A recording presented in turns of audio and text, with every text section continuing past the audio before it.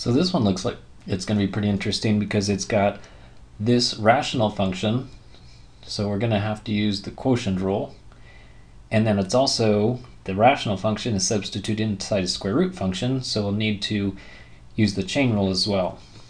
So first of all,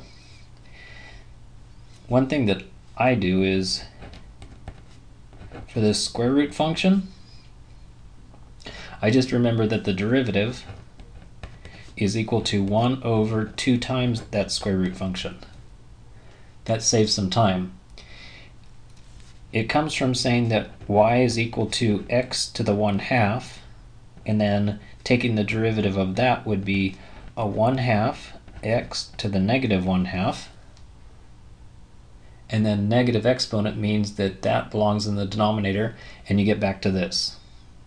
But rather than having to do these extra steps each and every time I run into a square root, I just remember the derivative of square root is 1 over 2 times that square root. So that's where we begin. The derivative is going to be 1 over 2 times that square root.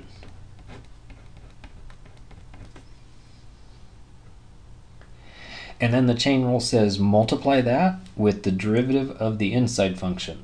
And then for that, it's going to be, so now we're not dealing with the square root, we're just dealing with this inside function right here. So that's going to be the quotient rule. So take the derivative of the numerator and then leave the denominator left alone, minus, leave the numerator alone, and take the derivative of the denominator, and then the denominator is squared. Now we just need to do some algebra to clean this up. Well, let's see, we've got the derivative is equal to, so I want to be able to make one big fraction since it's the product of two fractions. 1 divided by a fraction means invert this fraction. So this can be inverted and moved to the top. So inverted, it would look like the square root of x squared plus 1 over x. The 2 would still stay in the denominator, because if I inverted it, it would be a 1/2, and that's essentially what I already have as a 1/2. And then this is also in the denominator.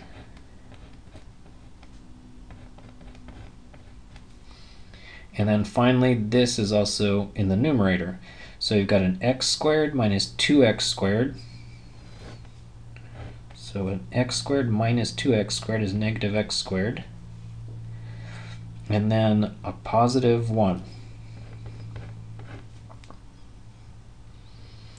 And I need to continue because I've still got a compound fraction.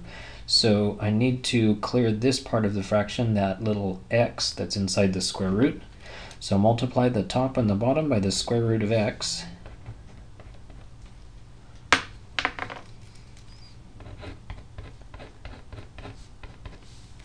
So now we've got the numerator has a square root of x squared plus 1 in it. It's got negative x squared plus 1 in parentheses, a 2, a square root of x, and an x squared plus 1 squared. And that about does it. These two can't cancel because that has a negative x squared. Leaving a radical on the denominator is perfectly fine. And actually, this is already factored form, so if we were going to be doing anything else with it, it's ready to go.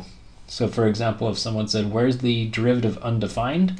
I can look right there and say if x is negative or if x is 0. So leave it just like that.